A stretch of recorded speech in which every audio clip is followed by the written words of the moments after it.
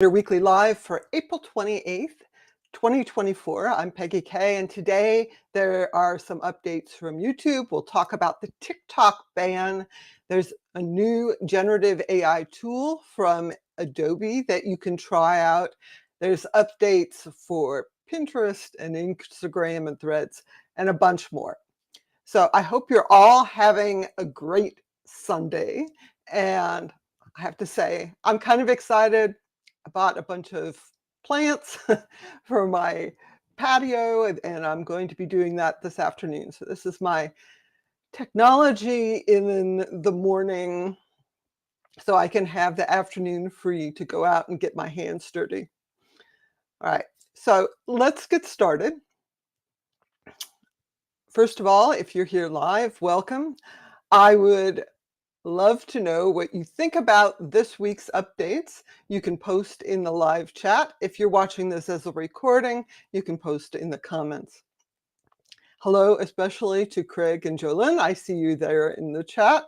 I want to know what you guys think about this week's updates.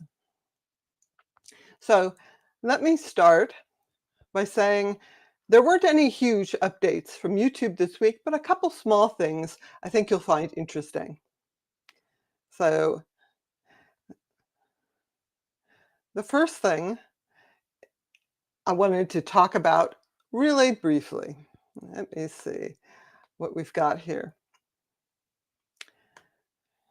See if I can make that a little bit wider.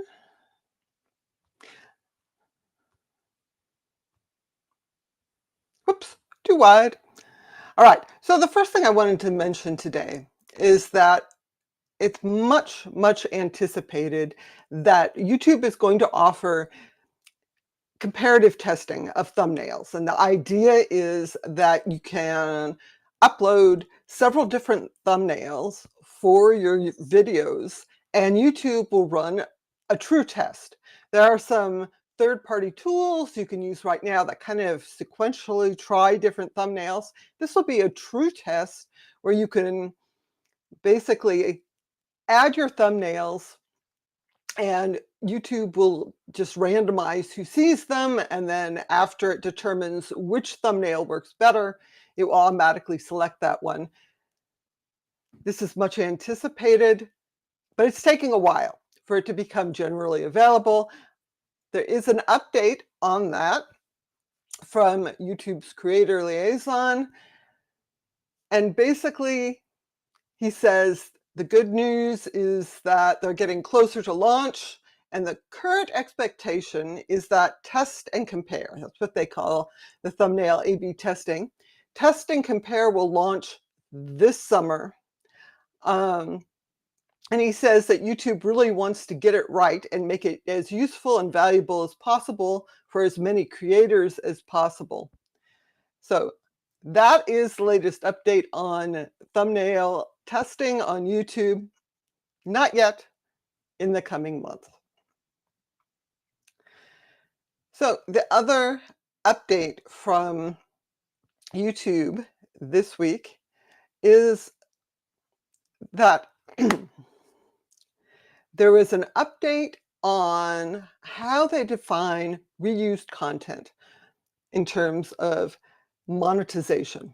And just to give a little background, if your channel is in the YouTube Partner Program, or if you are hoping your channel will be in the YouTube Partner Program, you have to follow YouTube's monetization policies. Okay, no surprise there. One thing that often throws people off is that their channel is rejected or their monetization is disabled because they're using reused content. And a lot of times people think that, oh, well, I'm not using copyrighted content without permission, so it must be fine. They think that this is a copyright issue, and it's actually an originality issue. So this is separate. Of course, you're not allowed to use copyrighted content without permission, but this is in addition to that policy. So the reused content, in terms of YouTube monetization, It, it would include things like compilations or clips edited together with little or no narrative. For example, movie clips, sports clips, game clips, that sort of thing. Short videos compiled from other social media. So think, when people compile a bunch of clips from TikTok, for example. Content uploaded many times by other creators without significant commentary or editing. Promotion of other people's content, even if you have permission. Content downloaded or copied from another online source without substantive changes. Content that gets views from mostly non-verbal reactions to your videos without added voice commentary. So imagine some of the people who do reaction videos where they're basically showing a whole video and they just spend the whole time going, and make facial expressions. That's not enough to get your videos monetized. So this is not a new policy. This is just a clarification of the existing policy, and hopefully people who want to monetize will better understand it.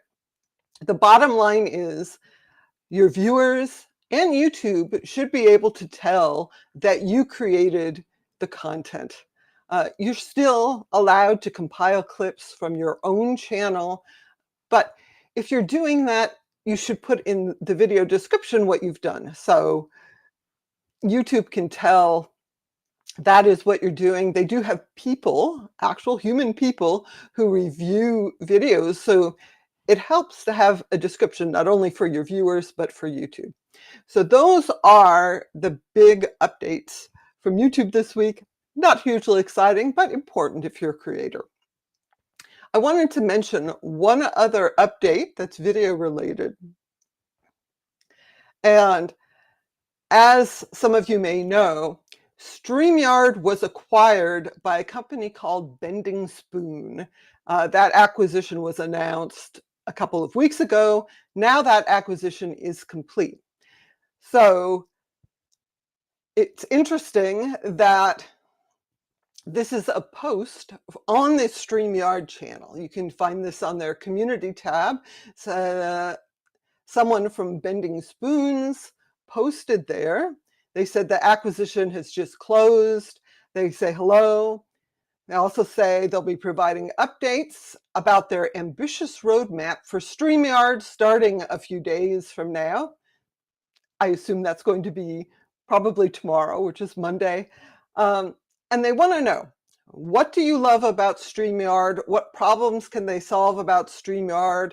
What do they need to address? They're asking people to leave comments. So if you use StreamYard, it's very worth going to their post and putting in your feedback. Even if you have sort of a direct line to StreamYard, I know some folks do, it can be worth posting your opinion publicly because it can get other people to share similar feedback. So I've posted in the comments there. If you use StreamYard, you should also probably post in the comments.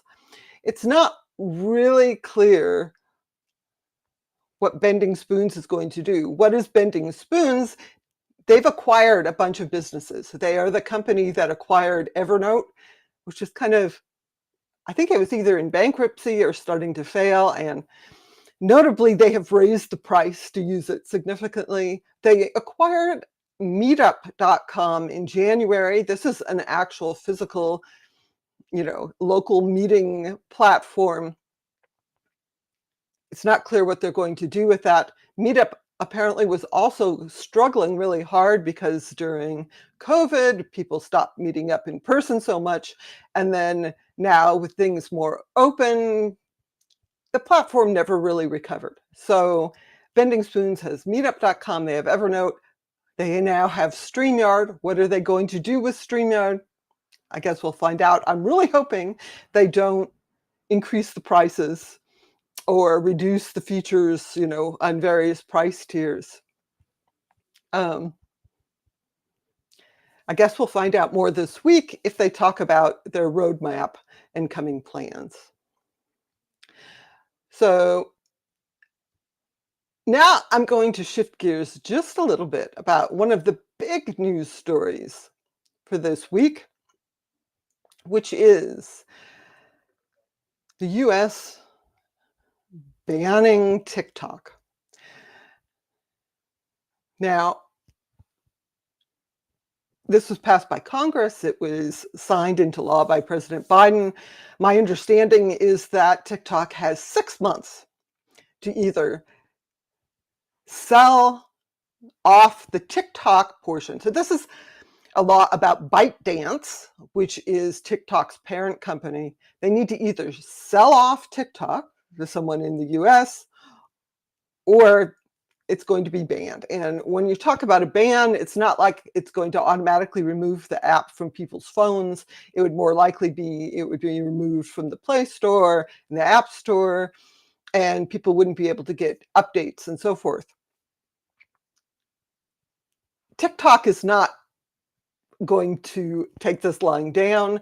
They have made a statement that they are going to challenge this in court. They say it's unconstitutional. It will be an interesting fight.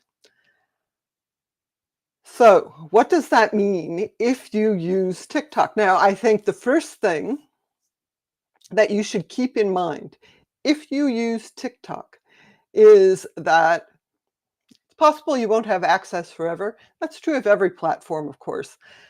Make a backup of your content. You should be able to export an archive. There's instructions in the TikTok Help Center. I also have a link in my weekly newsletter. The second thing you should do is if you have fans on TikTok, make sure they have a way to continue to follow you if you're no longer posting there. So I know a lot of people use YouTube and TikTok and Instagram and a whole bunch of platforms, but make sure that your link in bio has a link to somewhere where people can find you. I think this is one of the reasons why it's good for creators to have their own website, even if it's just a website that says, here's where I am online, because people will always be able to find that and see where you are.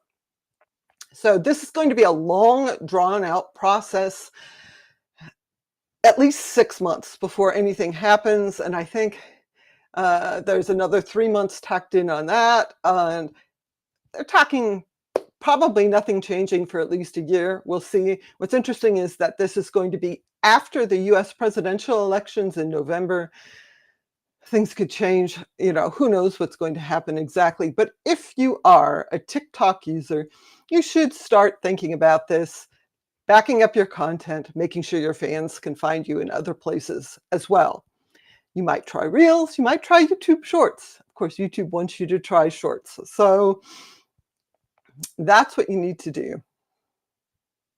And now I'm going to switch gears just a little bit to a big update.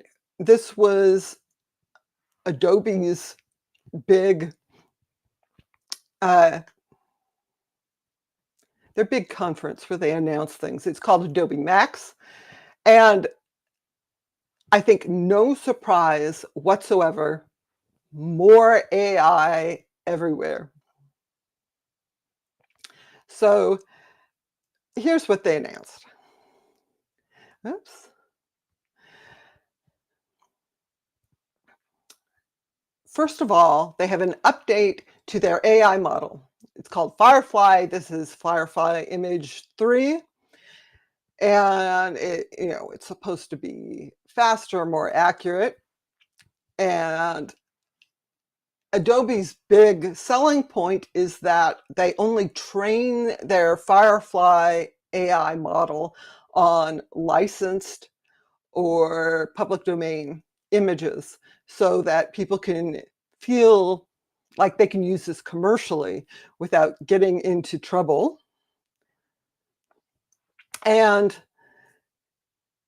one of the neat things that they launched that everyone can try is called Generative Expand.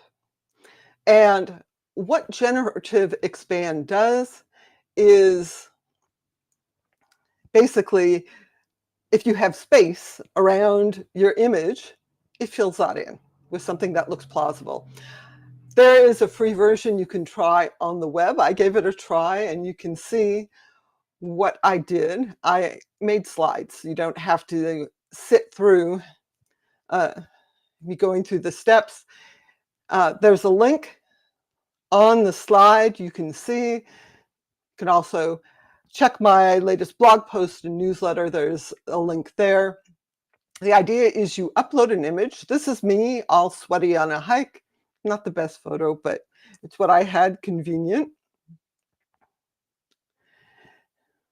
And you can crop your image and then expand the canvas that it's on. You can see I cropped my image so that my arm taking the selfie is out of the frame. That's because I played with this, and if part of my arm was in the frame and I tried to expand that, the generative AI did really weird things with my arm. So this is cropped, and you can see the background, and then there's space on the side. If I click the button to expand it, you can see it fills in the background. So that actually is pretty good. It looks pretty decent. It's not obviously what the actual background looked like that is there, but it looks plausible. What's interesting is there is an option to add a prompt. You can kind of see on the screen, it says enter prompt here, and it's optional. So in addition to expanding, you can prompt it to add something. That doesn't really work so great now. I said I wanted it to add a deer in a meadow. And when I did that prompt, I got this sort of weird, scary looking deer. Every prompt I tried kind of filled in things weird. It didn't look natural. There's probably a better way to prompt, but that is kind of what it looks like now. It's kind of fun. Give it a try. Play with it. The other things that Adobe announced, its generative AI tools and Firefly model are in Photoshop. Now, in Photoshop, you can use generative fill, like what I just showed you, but you can add a reference image. So it's in a particular style. It's actually much more advanced than just the free version that you can try. You can use text to image in Photoshop. They say it's to close the gap between ideation and creation.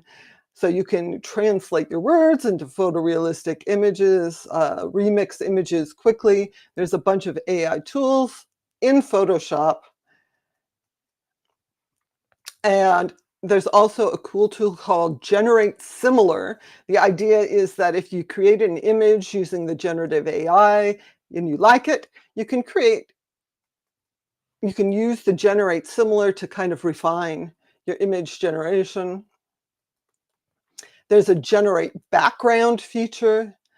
You can see example on the screen here where you have an image like a product, and you sort of outline it and then say give a background, and it makes one that looks pretty nice. And you can also enhance detail to improve the sharpness. So that's a bunch of AI tools in Photoshop. I think this is already available. If you subscribe to Photoshop, you can probably already give these a try. The other thing in Photoshop that Adobe announced is something called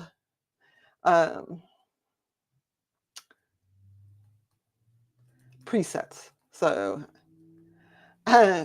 what presets are is you can have a bunch of transformations, brightness and color tone and things like that, and group them together as presets. And what's kind of neat is that these filters are non-destructive. So that means that if you run the filter, it's not permanently changing your image. It can be adjusted or removed. And the other thing that's kind of neat is that the presets can be shared. In the announcement, the person announcing this says they have a bunch of presets. For example, something called Under the Sea, which adds deep blue tones and darkness, brightens reds. And so you can use that to fake night images or do whatever you want. So if you go to this article, you can download these presets and install them in Photoshop for you to try yourself. So this seems like a pretty neat and useful tool, especially if you're using Photoshop to frequently create images with a similar look.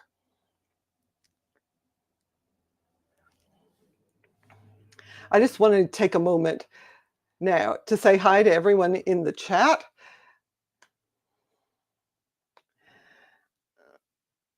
Jolyn says, I think at least one key to AI image generation is that it may take many iterations to find what you want. Yeah, I think that that's true.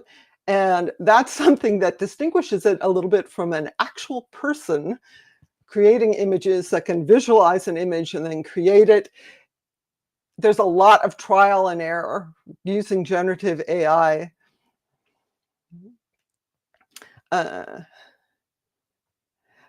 Chef says, I like this photo. It's thumbnail worthy. Oh, you're talking about my expand image? Yeah, it actually does pretty well. I may use it for things like thumbnails. I think you can really use these tools creatively without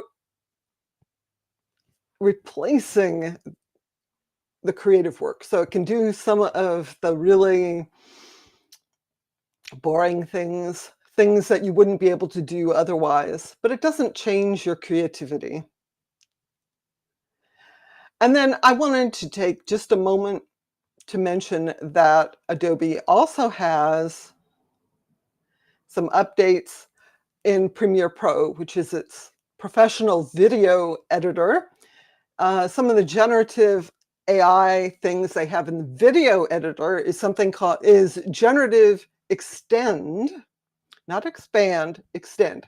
Generative Extend can add frames to the beginning or the end of a clip to kind of extend it. You know, sometimes you say, oh, I just wish this was 2 seconds longer. So, you can do that, and it does it based on the clip you already have. You can add and remove objects. And this is a little bit different in video, right? Because things are moving around in the video. So this allows editors to replace moving objects in a shot. You can remove, like the microphone if it comes in frame, or you could add, a flower vase on the desk, it says, and that works even though the image is moving. And then, of course, there's generative B-roll. That is what it sounds like. You can have a prompt and generate some image. Oh, I need a flag waving or something like that. So that's all pretty exciting stuff that Adobe is doing. Again, their big selling point is that this is an ethically trained AI model. Is it really ethically trained? I think that that's open to argument. Because some people are saying that, people who had their images in Adobe stock may have been opted into this by the terms without their actual knowledge. So it's just not as bad as some of the other tools. All right.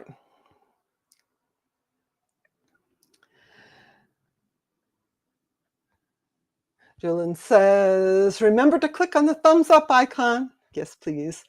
Like, subscribe. That's the usual thing that people say. But, the most important thing I'd like is watch. All righty.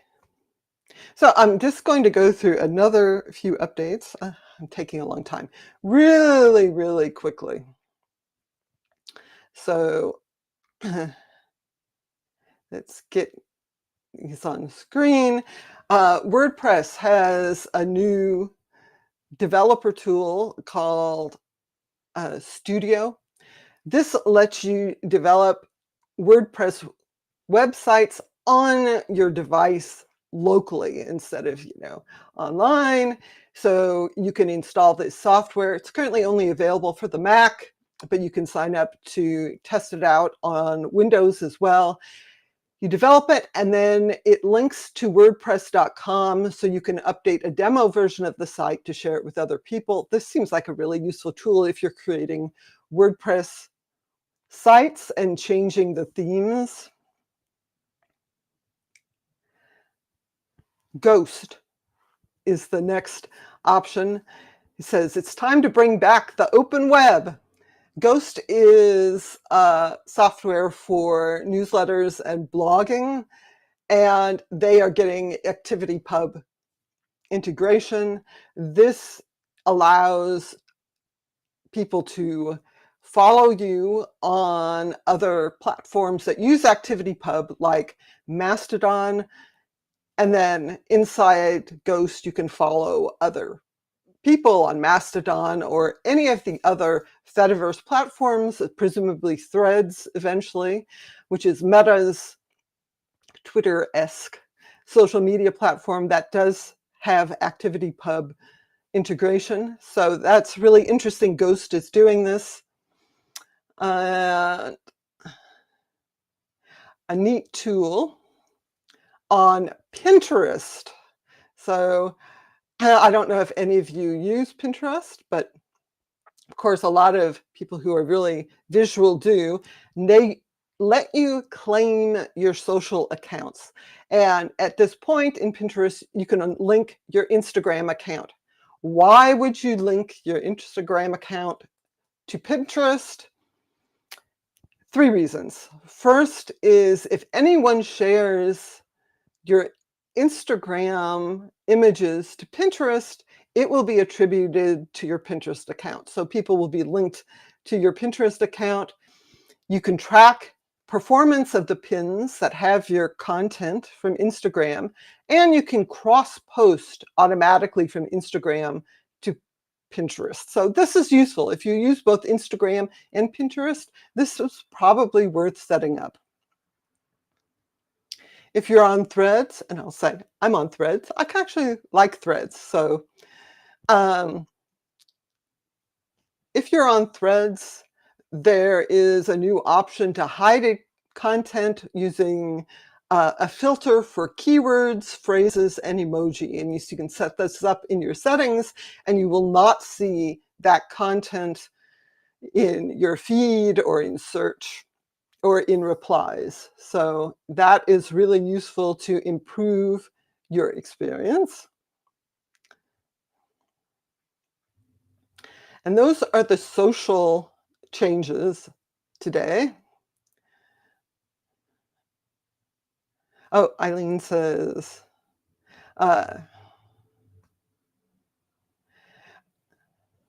you use Pinterest and your Instagram is connected. That's great. I think it makes a lot of sense to do that. And Craig says, we will always call it Twitter. It's true. I will always call it Twitter.